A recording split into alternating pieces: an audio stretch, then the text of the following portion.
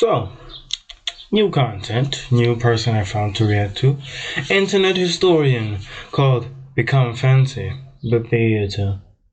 There's more videos to watch, but let me start with this one, Internet historian. I always like him about his videos where he just gets into random topics I don't know. So, we got, as I said, Become Fancy, the theater. Brought to you by NordVPN. Nord. This video meets the criteria for fair use. And these... Okay. No... Okay. The following nature all images are sourced from places of public record, especially taken to Okay. Feel free to react to these videos, but please wait 48 hours from the initial upload date before re-uploading to YouTube. Okay, cool. The following, so I should upload it after 48 hours, or I should wait. I'm not sure. Tisk, tisk, tisk. Look at you. Uncultured. Unsophisticated. Shut up. Middle class. I want to feel offended, but he's not wrong though. Don't speak. You'll just make me row up. I'd say cover up with this dinner jacket, but I'm afraid that you'd get your head stuck in the sleeve and asphyxiate. Help, I'm stuck. Listen, lowball. Don't you want to be refined? Don't you want to be fancy, like moi? That's French. I don't expect you to know what it means, but I have some good news. Before this financial year ends, I have decided to make a charitable deduction. It's you, champ. For you see, You can have premarital sex. This virus. Okay, buddy. I have made several videos, though, which will show you how to bluff your way to the inner circles. Undetected. Yes. By the time the elites find out, Neon Genesis Evangelion is psychological and intense. it will be too Yes, late. it is. I get you in, you eat all the hors d'oeuvres, and we get out. That's the plan. And let's begin your instruction with... Just get money. If you want to be fancy, just get money, man. It's that simple. Just get money. Theater. The YouTube premium of upper society. And The first section? Symphony. The first period of performance, that's called Baroque, from 1600 to 1750. This featured Bach and Vivaldi. Now there was also a guy named Giuseppe Tartini, and he was the best one of them all, because one evening he had a dream, where the devil showed up and presented him with a deal. The devil would become his teacher and impart on him everything he knew about music. Yes. Once Tartini had learnt everything he could, he handed over his violin and asked the devil to play. Man, The devil played. how great was the hearing of and wonderful and beautiful played with such great art and intelligence as I have never ever conceived in my bold flights. This is okay. Of my fantasy, ever transported, enchanted, my breath filled me. So you're basically saying the music was that good from the devil himself. Okay. The greatest musical piece that Tartini had ever heard. Tartini woke up with a gasp, and he tried to recreate what he had heard in the dream. And what he wrote down was his most famous piece, the best thing he had ever written. And he said, When you realize about the past, a lot of people made deals with the devil, like really. Musicians, writers, pastors, workers, mayors. No, not mayors, they were called popes back then. A lot of people made deals with the devil back then. Like, it was just, wow. "This is shite compared to the original. This is nothing better than a tribute." And that's where you get the Tenacious D song from. He named this piece The Devil's Trill, and he claimed that the difference between his version and the version in the dream was so great that he would have smashed his violin and quit music forever had he not needed it for his job. Was it that bad? Classical, 1750 to 1830. Mozart and Beethoven show up like Beethoven. Dun, dun, dun, dun. Now, Beethoven was famously known for going deaf. Once that happened, He didn't hear nothing. All he did was play. Now that's talent. everyone told him that he should just quit music forever. But he just wouldn't hear it. Anyway, there's so much I could say about these two. Romantic era. Why did you just cut off like that? Well, okay, what did these two do? Now that's when everybody started kissing, and it's my favorite. Great piece. Mwah. Oh, you played wonderfully too. Mwah. We also enjoyed listening. Mwah. Mwah, mwah, mwah, mwah, mwah, mwah. All you need to know about this one is Chopin and wow. Berlioz. Berlioz, however, was not getting any kisses. He was relatably, painfully single, living alone in Paris, the city of love. So, here's how it started. He's there, and he's in his... Single? What? You're 20? early 20s. And he is looking for a new GF. So one day, he attends a Shakespearean play. And on stage, he spots an actress. And he immediately falls in love with her. He wrote her many notes, confessing his love. But her DMs went unreplied. Bro. So he began writing a symphony about her. How can she ignore this? And also around this time he started smoking a lot of opium, but don't worry about that. Anyway, so he wrote this piece just for her. However, his DM still went unreplied. For several months he started to get quite disheartened. Until he saw another girl. So he immediately fell in love with her instead, and he said, you know what? I'm going to change that symphony I wrote, so now it's about this other lady, and not about that ugly one that I didn't like anyway. This time, happily, she reciprocated, and they fell in love and were set to marry. Cool. Suddenly, what the fuck? Phones haven't been invented yet. Yes, hello, I'm busy. Oh, Rome? To study? Absolutely, I'll catch the first flight out. So, Berlioz went to Rome. He was invited to study at the... okay, for 2 years. To study music. However, while he was away, he got some news. Berlioz. I have to tell you something. What is it, babe? Sacre bleu. Some other, more handsome musician swooped in and married his girl while he was in Rome, and they ran away together. Berlioz was furious. And he set his mind to solving the problem. I know what I'm going to do. What, did he write the best music ever? The best piece? This is about to be I'm gonna murder her and her lover. Huh? Bro, I thought you were gonna write like the best hit in ever, bro. Like, I thought you were gonna go on a Future arc, bro. Like, just like Future, you just take the first, the first line of the, when your girl breaks up with you, just take the first line of that voice note, you add in the song, then you just go bars full, and you just like, murder. Like, what the? And a mom. And then I'm gonna do a self-murder. Bro. Alright, so this gets pretty elaborate. Not a joke. He's writing down here. You can't see it. There's writing. Not a joke. This literally was his plan, as described in his memoirs.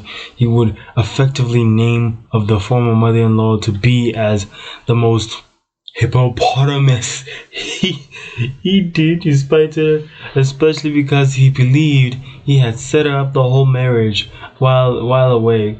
Plan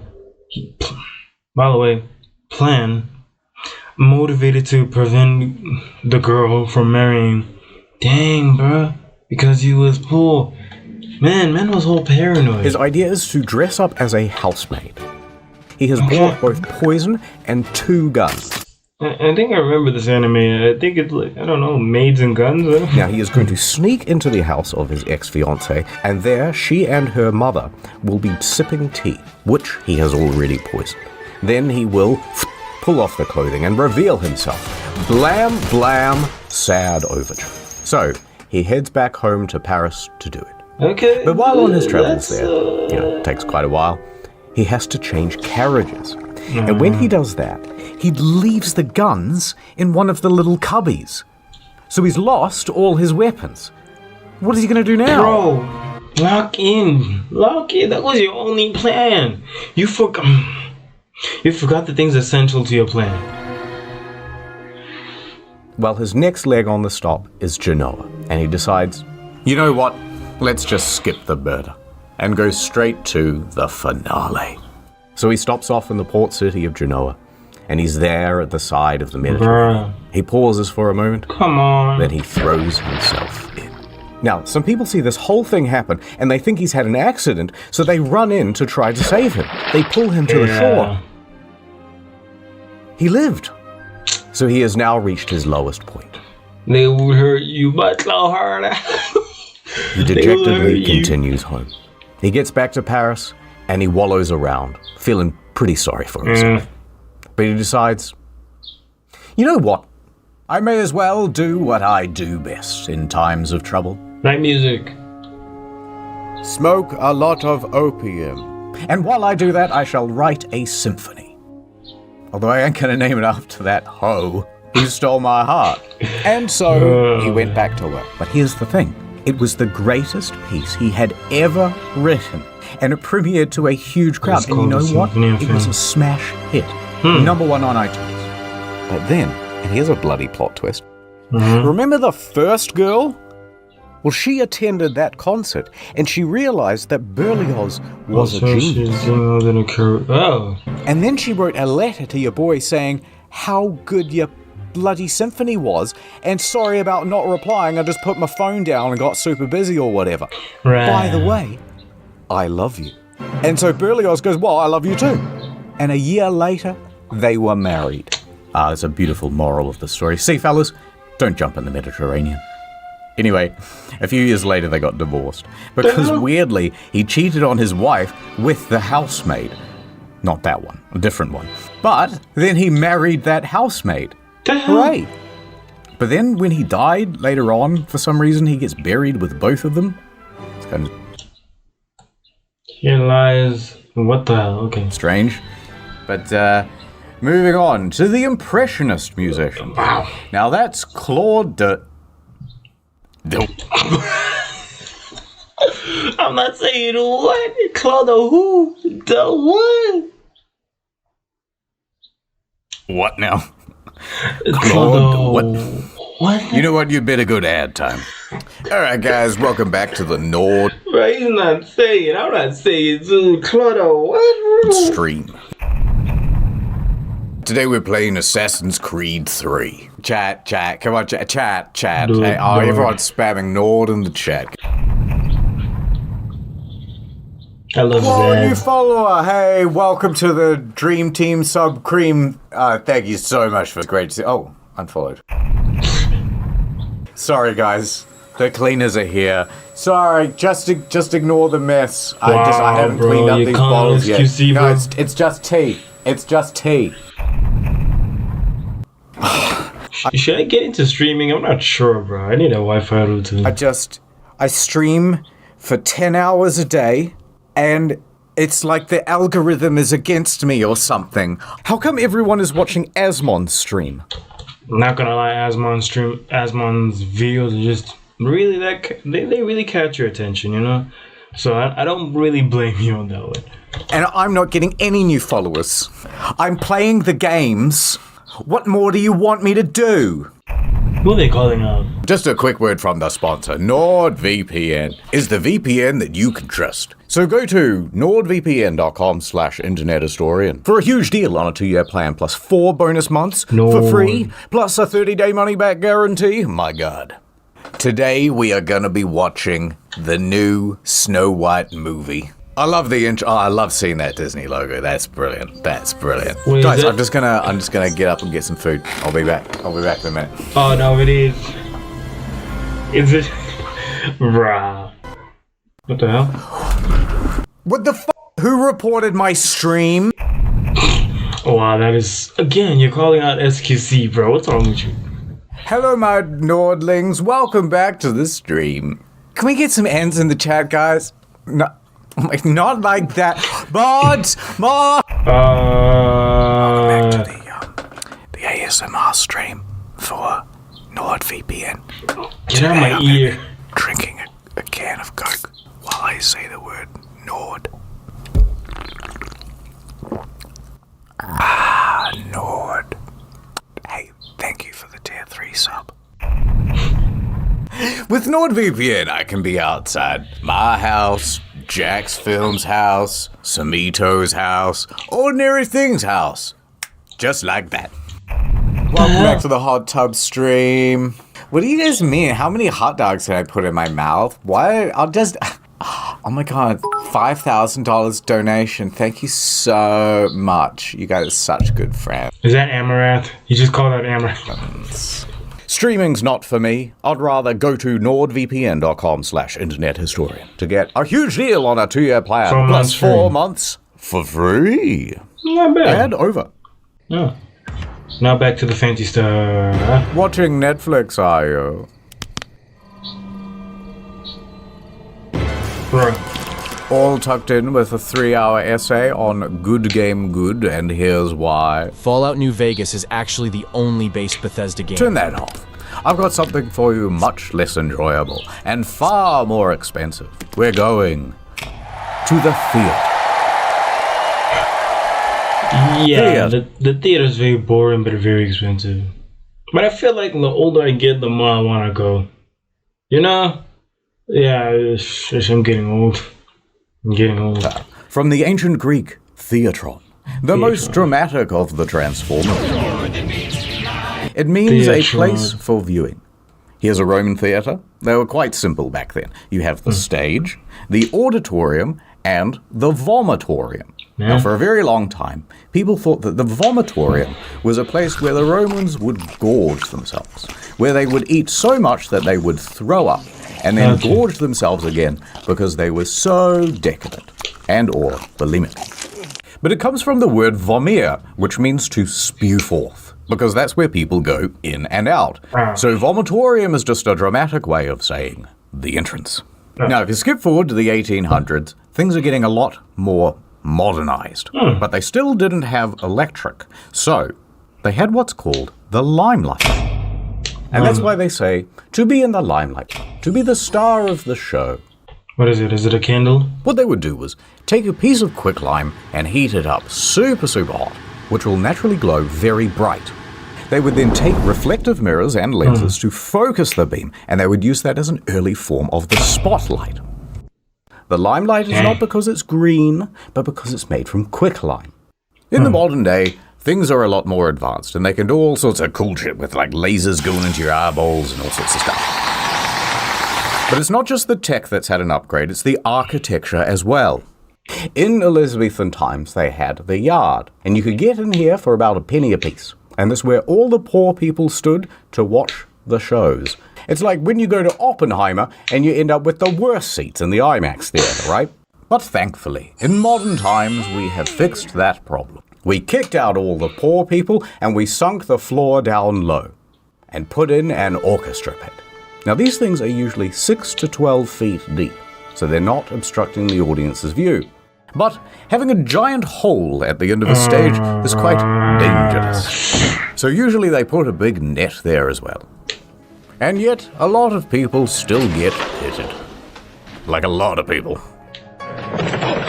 In 2011, during a production of The Sound of Music, Then just put them on the sides or something, bro. one of the lead actresses fell into the orchestra pit and was left paralyzed.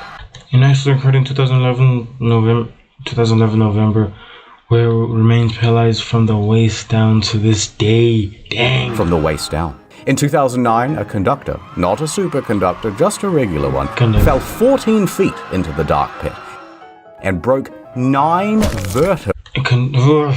An inductor made a full recovery and wrote 12, healing during his recovery, and now plays and 1 ankle. Mamma mia. and he fell on his pointy conducting thing. At the Bolshoi Theatre, a violinist died from his injuries. Oh, he was 65, fell into the pit. 2013, he survived the fall but died the following day in hospital. He had been working, for 4 decades. After falling into the pit. This theatre is prone Wait, for to 4 all decades, so that means he's been working there since he was 20. sorts of accidents, by the way. It's kind of cursed. But performers and musicians aren't the only ones falling into the pit. In 1988, an 82-year-old man fell from his balcony box seating all the way down into the pit. During the intermission, the man was sitting on the balcony rails, like you were just sitting on it. What are you, a teenager? When the usher requested he not, and he tipped over. Oh wow, that was on him, not gonna lie. During a performance of Macbeth, he died. Very spooky. Even already dead people are getting pitted. In 2016, a man sprinkled his friend's ashes into the orchestra pit at the Met Theatre. This happened during the intermission, and it was a sort of tribute to a mentor. Huh? Beloved friend and mentor, what the hell? But of course people went, "What the hell are you doing?" And he goes, "Oh, I don't know," and he flees the scene. Everyone's coughing and sneezing up dead guy, and people think, is this anthrax? What is this? So they call in the The incident occurred in World 2016, the men responsible. What the hell? Bro. anti-terrorism police, and the whole show is cancelled for the rest of the evening. A quick intermission. Or is it? Right. Ooh, fiddle-tee-dee, I am the trap master. Huh? Not like that. Do not ask me to reveal my secrets, woman. I have dedicated my life to the mysteries of the theater. Ah, the theater. She has so many enigmatic traps. Let us start with the most simple, yet devious. The wall trap. It allows the actor to walk directly into the set piece. Ah, where did he go? Nobody So you just push. knows. Where did Cast he your eyes over here to the genie trap. The genius one. Now the victim stands on this dumbwaiter, and a counterweight launches their hapless body up onto the stage. Wheesh! In the olden days, this circle of flaps would sometimes... This is the real from the trap with the problem of the trap. When the covering is added, the whole will sometimes rename the star trap, but the trap itself is part of it. Move people on and off the stage. It's actually just the genie trap with the new covering. Oh, okay, it's like the genie trap but different. Okay, cool. Ah, okay. go on top, and then that would make the whole thing just one way. Ah. Now, back when they made this thing, they didn't have hydraulics. So instead, they'd have like 6 stagehands pulling as fast as they could. And sometimes it would go totally wonky, or it wouldn't open properly, or they'd only get about halfway through. Oh, well, I guess that's it. There's only 2. Wrong! This is the vampire trap. Ah. And if I want to come back up again, this is called the sunroof trap. Very cool. Watch out for the closing doors on this one. It managed to trap Spider-Man's foot back into production in 2013. Me and the Green Goblin, we collabed on this one. Ouch. Alright, there's one more. The Ghost Glide. What you do is stand on this slidey bit, and it ascends diagonally, which makes it look like he's coming out of the ground.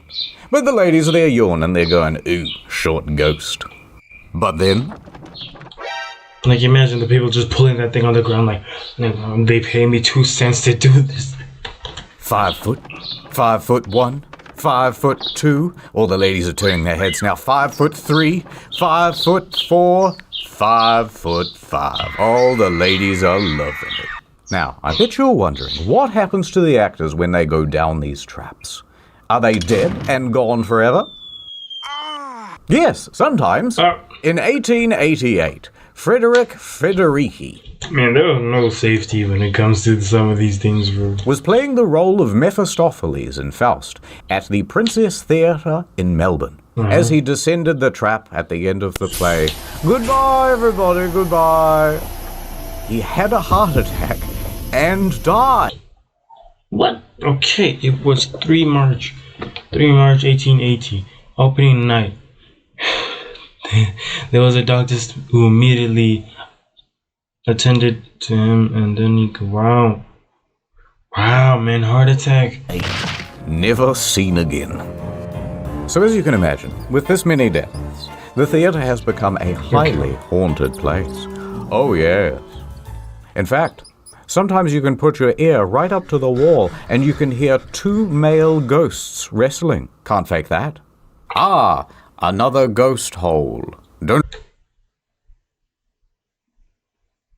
Bro, what am I looking at? Okay. Look inside. I did once. Almost went blind. That's why I wear the mask. Anyway, because of all the ghosts, the theatres do whatever they can to keep the spirits happy. See this? It's called a ghost light. When everything is closed, it is kept on always. Also that a lot of people don't fall off the stage and... Okay. Kept on for the ghosts, so that they don't, bump their shins in the dark or whatever. At the Palace Theatre in London, there has been some ghostly activity. It seems to be a bit of a hotspot for ghostly activities. And that's why they always keep 2 empty seats at the back, so that the ghosts may sit there and watch the show. So that's why we traditionally kept a couple of seats off sale for the ghosts. However, Harry Potter is so popular that we sell those seats now. Oh. Also, most theatres close And sometimes you just don't like those seats. for 1 day per week. And on those days, the ghosts are left to perform for each other in their own shows. Which they like, we think. I was worried about my own vagina. It Oh, needed a finally, context, the vagina a monologues. cult. What the hell is this? Okay. I feel like they just close it because, there's no performances and we don't want to overwork some people. But hey, if they believe in ghosts, they believe in ghosts, okay? Of other vagina. What else? I wasn't always part of the elite. In fact, from a very young age, I grew up in an orphanage. No, my parents weren't dead. Renting that building. Man, I was- thought you were going to go into like a Batman backstory. I went to orphanage, man, lost my parents and stuff. Okay. just really cheap. But my parents showed me no affection. And as soon as they could, they sent me off to boarding school. But boards were always their passion.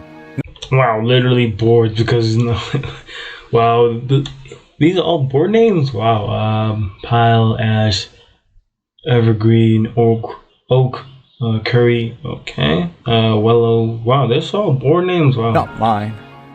I tried to run away, but they caught me. And boy, did they throw the book at me. Alas, I did not dodge in time. I spent the next few years in a coma. A Native American town, Pueblo, Acoma. And the people there taught me how to read American. They So didn't we like talking about theaters right now? Why are we going here? also had a local library, and I spent my days buried in books, learning as much as I could about the What's with the book from Ninja? arts. And once someone noticed me buried under those books and they rescued me, I knew I wanted to teach default character presets like yourselves, all about Default character, wow, that hurts, man. Shakespeare. Here's his note. I started Googling Shakespeare and I got kind of distracted, so I don't know. Here's a WAV file. Do something with this. Put him in like a classroom or something. All right, attention, everybody. Well, you got distracted? I'm your new teacher. You are a bunch of troubled inner city youths. All you know is shoot gun, fail test, and crime. But I'm here to teach you that actually, books and reading and stuff are actually pretty epic after all. Now, the earliest known written language is what, Mr. Single Parent Household? I don't know, Teach, but you're never gonna get through to me. Oh, really? Well, what if I go back in time? Back in time. In the long, long ago, very few could read. But to be fair, most of the written languages were kinda shit. This is cuneiform, the very first written language, and it has far too much punctuation. Then eventually came along the Egyptians, and they invented emojis, but they would call them hieroglyphs. Anyway, the typical Britain thing would go like this. Message for you, sir.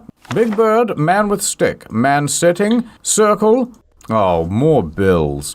Eventually that became quite annoying, so the Phoenicians, who were a kind of Lebanese, very progressive especially for those days. That's when they were... What? Okay. Now they came up with a better idea. They started going, hey, that sounds a bit like an A. Buh, that sounds a bit like a B. Kuh, and so on and so on. Until we had a proto-form of the... It's more complicated than that. It's so complicated. Alphabet. Now, the Greeks thought that was pretty neato, but they said, let's come up with an even better version with 22 letters, and soon that will be like English. Hey, some of these letters are in Mets. Oral history. Greeks more like geeks. Got 'em. Oh, yeah? Greeks more like geeks. Let me tell you about something highly relatable. Of the surviving Greek works, the greatest hits were the Iliad and the Odyssey. Now, because most people couldn't read, this stuff wasn't written down for a very long time, and instead it was memorized and performed. And when they performed it, they used one of these, a lyre. Now, this was great for conveying tone, right? So, here's a soft bit, doo-doo-doo, but then this is a big dramatic bit, dun-dun-dun-dun-dun-dun-dun.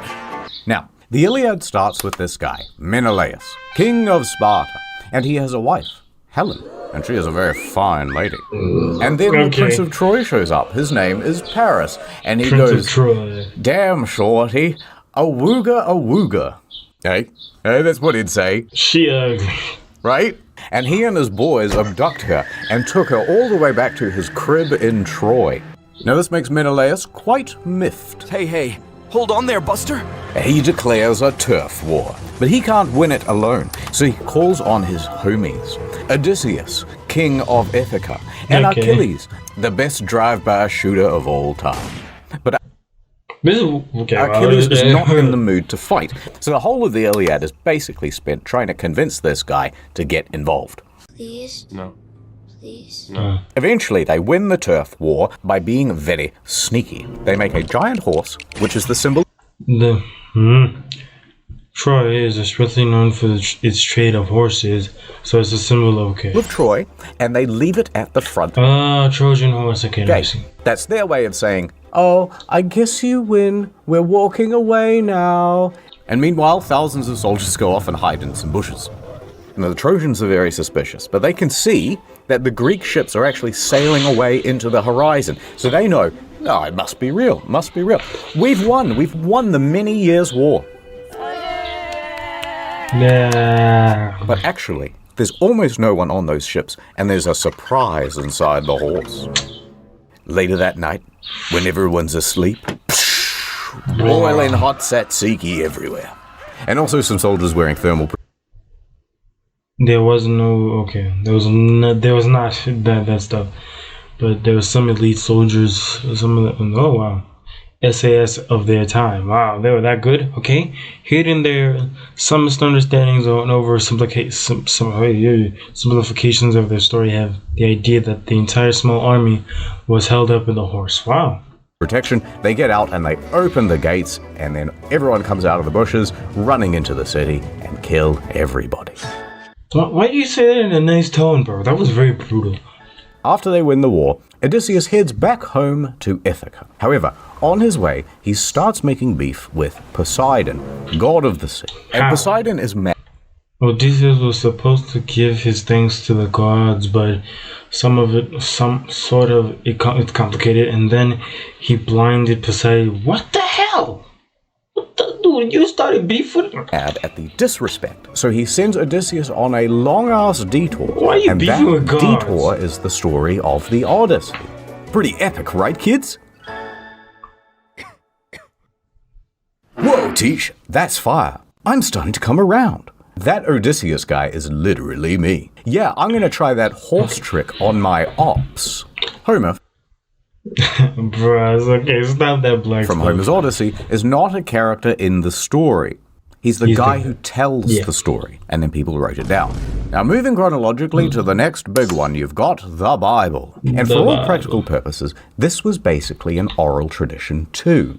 Most people were illiterate by this point, and the Bible was written in Latin, and pretty much only the clergy knew Latin, so they would be the one to recite it to people. It says that the cute lady at the front should go on a date with me, please. Listen, the rules are the rules. I didn't say it, the book did. There was You know, I'll do the same thing if I was the only one speaking Latin, bro. I'm like, this fine yash right here, bro. The book said you must go on a date with me. Hey, baby, the rules are the rules. Don't disobey. right. translated version into English, the Wycliffe's Bible. And you This is English? better believe that thing was a threat to the order. So they made that illegal to own. What? And if you were found with an unlicensed copy, the punishment would be death. So it remained. The Bible was read to the people. Now, by the 1300s came Chaucer, who wrote the Canterbury Tales, and that was a pretty big deal. Get this book now. Because it's one of the first significant works written in Middle English. It describes a bunch of people making a pilgrimage from Southwark to Canterbury, just here to here, which was the longest journey anyone had ever made in the 1300s. Now, it's a whole series of stories, and most of them can be boiled down to, how come if everyone is on a pilgrimage, you're all so focused on material stuff? Oh, hypocrites much? Dong. It's now the 16th. That was fast. So, it took that long to make it English? The Bible English? Hundreds, and they've updated all the textbooks from Middle English to regular. In 1601, King James I said, all right, you know what? Let's everyone have a copy of the Bible they can read. Let's do a King James Bible. I won't feature in it, but I'd love to be in the title. And he commissioned a committee of scholars to rewrite Man, it's difficult to read King James. the thing in English, God's language. Now I can't speak Spanish or anything. It took 8 years. And that brings us to Shakespeare. And he's a huge deal. Oh, look, we're out of time. But sir, we're supposed to do penis inspection day today. No, there's no time. Roll the end card. We're about to get to Shakespeare. The end. What? Alright, that's the lesson. You watched the whole video. Yeah. Or at least, you had it on in the background while you scrolled your phone. No. And I couldn't be prouder. And it's YouTube. What you? Yeah, you can have it in the background while I scroll, but There's just one more quick thing I want to tell you about. Theater props. For example, this gun. Now, the thing... But Oh, look who it is. where's this going, bro? I know what you're thinking, but it's just an actor. We all know that the real Lincoln is dead. You know, when he And why are you sitting next to him, dude? Like, I'm so suspicious of this. fell asleep on the tracks of the Underground Railroad. Anyway, this thing's super realistic. Although the trigger is a little loose. Bruh, that's a bit dark, much. You get? Ruh-roh. Oh, I can't believe you did that. But I won't tell anyone. And, in fact, good news. I'm gonna make you my little protege. And I will be your proto-jo. And I got so many more lessons to teach. Still here, huh? Yes, just a little cleaning. More good news. Next video is almost done. It'll be on incognito mode, and it's about the arts. And the next main channel video is also nearly done. That'll be out shortly after. If you're looking for more content in the meanwhile, we have another channel called Story Mode. The Metal Gear Solid and Forspoken videos are especially good. Metal Gear Solid, explain. Forspoken, explain. That's a 2 hours long, 1 hour long. Dang, bro. Yo. Don't forget NordVPN. VPN. Thank you for watching. More soon. That was a internet historian with the theater with another great video. That was very nice. The theater, learning history, but he didn't go on Shakespeare. Like, he literally skipped Shakespeare twice. The first time when he talked about Shakespeare and the other guy, they were like beefing and stuff like that. And he just like, let me skip. Maybe he's gonna talk about it in art, because art, I don't know what form of art, music art, poetry art, maybe all of the type, because it's the art. So I guess he's gonna talk about Shakespeare in that video. Okay, cool, wow. So that was an internet historian with a nice video about theater, about film fancy with middle class. Like, I'm not gonna lie, I feel like theater is something in my 50s I'll go to. And not like fall asleep. I feel like I'll be awake watching theater just for no reason. You know, it's something I want to do with it. Just when I think about it, I'm like, yeah, I can do that. I can do it. Well, it's been another video from your boy Triple Enter King with the video from Internet Historian. Like and subscribe for more content. Like and subscribe Internet Like and subscribe my channel. Like and subscribe. Why? What's wrong with me right now? Like, subscribe my channel, like, subscribe his channel. Boom, bada bim, done, boom, boom. Peace.